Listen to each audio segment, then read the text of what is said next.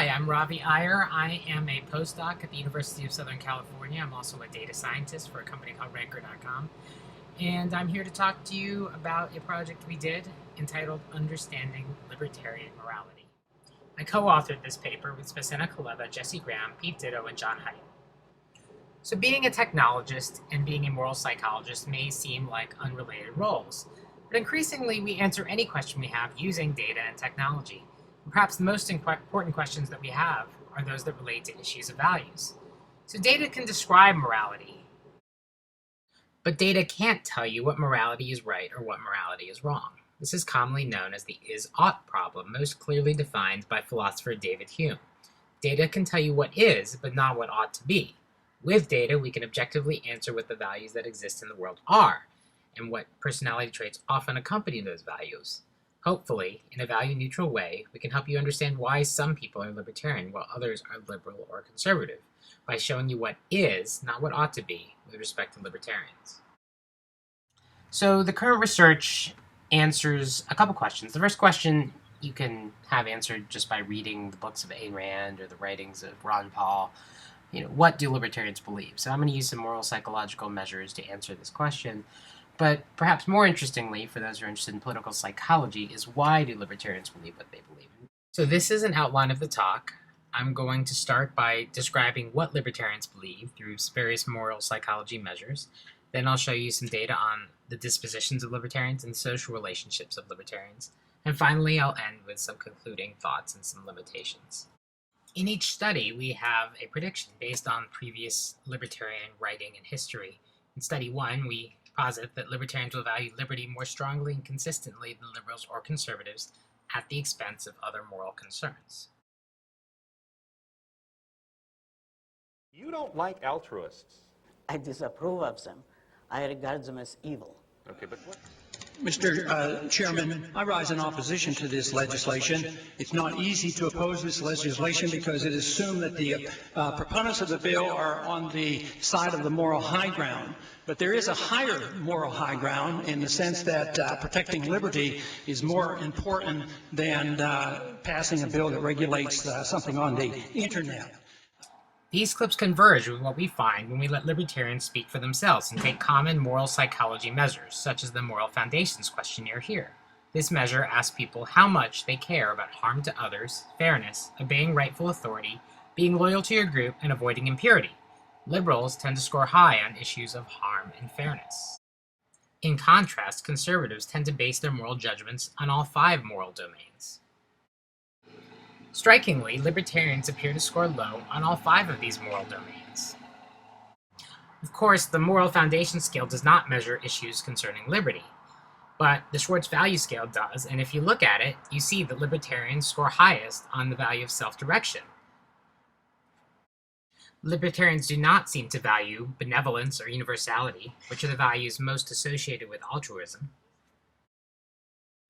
And libertarians also seem to score low on the values associated with conservatism. One way to measure moral concerns is to ask people, which traits are more important to you? Is it more important that you're someone who's generous, or is it more important that you're someone who's intelligent? Both of these things are desirable things to be, but some of these things could be classified as moral, and some of these things might be considered more pragmatic traits. Here we can see that libertarians appear to value these pragmatic traits more than these moral traits. They'd rather be intelligent than generous. Of course, one problem with this is that independence, the core libertarian value, is actually classified as a pragmatic trait.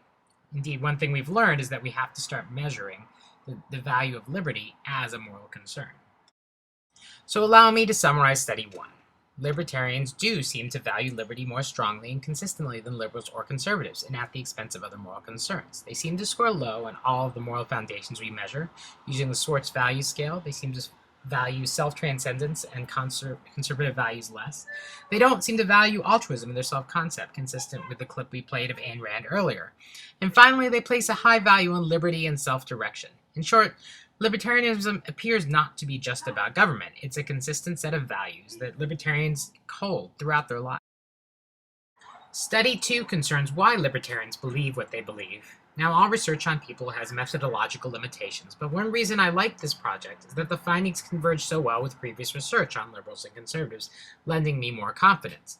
Specifically, a large amount of previous research has identified emotion as a prime source of moral judgment. Libertarians, with their distinctive value system, should logically display low levels of emotionality. Our specific prediction is that libertarians will rely upon reason more and emotion less than will either liberals or conservatives. I call it objectivism, All right. meaning a philosophy based on objective reality. Now let me explain it as briefly as I can. First, my philosophy is based on the concept that reality exists as an objective absolute, that man's mind, reason, is his means of perceiving it, and that man needs a rational morality.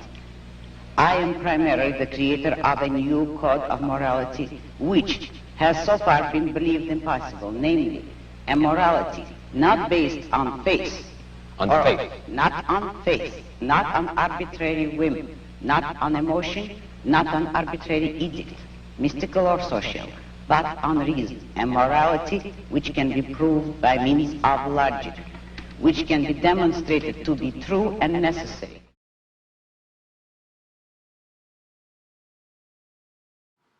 Convergent with these clips, libertarians do appear to have a more rational cognitive style, according to a variety of measures asked in different ways. Asked directly, they report a great need for cognition and a desire for a systematic understanding of the world. If you give them moral dilemmas, for example, asking them whether it is okay to sacrifice 5 people in order to save 1, they have fewer qualms than other groups about doing this, a pattern of responding that is consistent, again, with a utilitarian rational style. They tend to do better on logic problems that have answers designed to fool more intuitive thinkers. Also convergent with these clips, libertarians do report being less emotional. They are relatively less neurotic, less disgusted, and less empathic compared to liberals and conservatives.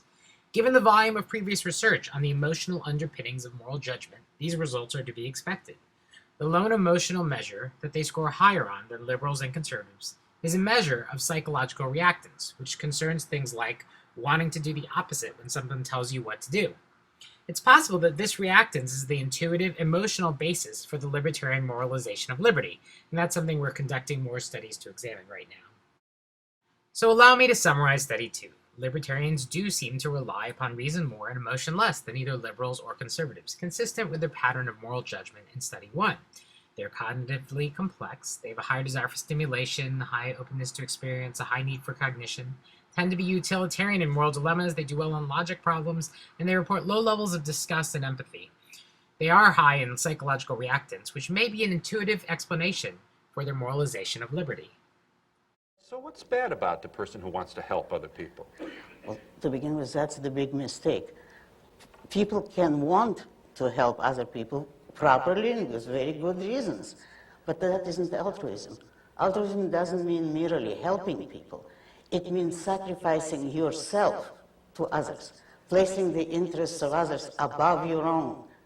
It's the self-sacrificing person who is an altruist. And what's wrong with that? What's wrong with committing suicide? What's wrong with giving up life? And why is the happiness of another person important and good, but not your own? So why do libertarians believe in liberty? Well, morality has a function. Previous research has discovered the connection between morality and social functioning. Libertarians may be members of an ultra-social species that don't want to be ultra-social. And so our prediction is that libertarians will be more individualistic and independent compared to both liberals and conservatives. And so when you ask libertarians about their social functioning, you do find that they're more individualistic and less collectivist. For example, on the individualist collectivism scale, libertarians show more individualism of both kinds and less collectivism. This is a scale that's been used cross-culturally to differentiate cultures and ideologies. Libertarians also show less connection to their community, their country, to people all over the world, and to their family, friends, to generic others, and to their romantic partners. In short, we found strong support for the idea that libertarians are more individualistic and independent compared to liberals and conservatives. In conclusion, I don't think that this research should be considered just on its own. Like all social science methodologies, it has limitations in that it largely relies on the self-reported traits of visitors to yourmorals.org. This is a large sample that replicates a lot of previous research, and we do a lot of robustness analysis to show that our findings replicate when you examine people who find our website through various means. However, it is likely true that while our findings represent a large group of libertarians, our complete sample does happen to be over 150,000 people, including over 11,000 libertarians. It certainly remains an open question whether the same relationships would be found in libertarians not found via the internet. Our research question wasn't to find the overall mean differences in the US, but rather to illustrate the relationships between variables that may exist in individuals or groups that consume this research.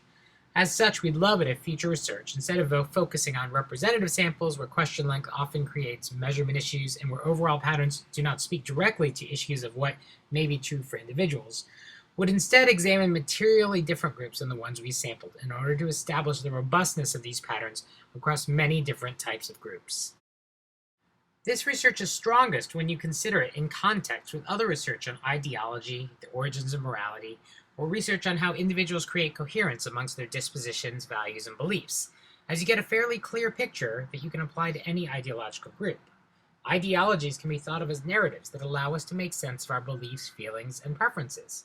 Naturally, we gravitate towards those ideologies that are consistent with these preferences. These findings have been found consistently with respect to liberals and conservatives across many research groups using many different methodologies. The current research extends these findings to libertarians, which are an increasingly influential group in the U.S. national discourse that, until now, has gone largely unstudied.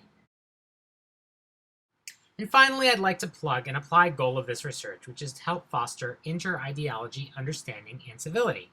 We all moralize our preferences. Any of these traits can be portrayed as good or bad.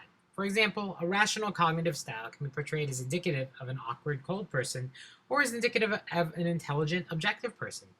Individualism can be thought of as noble, or it can be thought of as selfish. We don't usually villainize people for their dispositions and preferences, but we certainly do so for their values and their ideology. Perhaps seeing how values and ideology are often a function of these dispositions and preferences will allow more room in our modern debate for the differences we see. If you're interested in more about these ideas, please visit civilpolitics.org.